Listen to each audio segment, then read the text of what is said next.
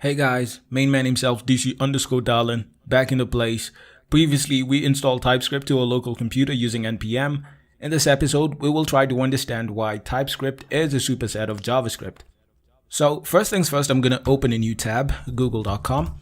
Now, what I want to do is I want to find out what a superset is, and that's exactly what I'm going to type. What is a superset? Okay, let's find out what a superset is.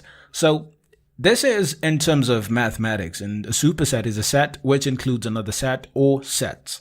This really is the case since all JavaScript code is TypeScript code. So let's go back to our code editor.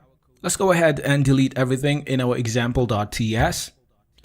Now, let's quickly write a standard simple greeter function. Function, we call it greeter.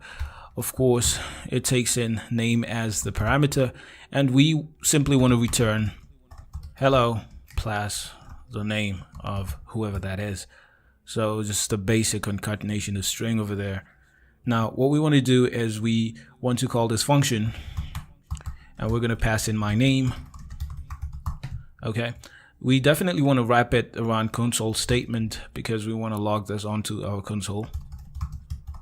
Let's compile this and run it. So tsc example.ts.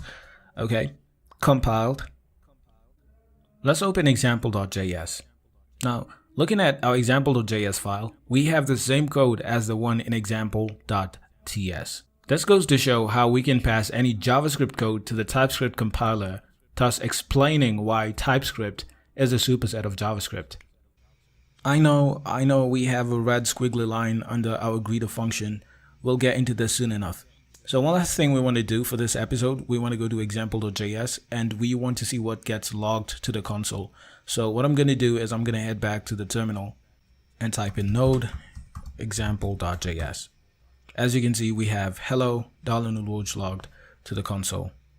That's it, guys. I hope we understand why TypeScript is a superset of JavaScript.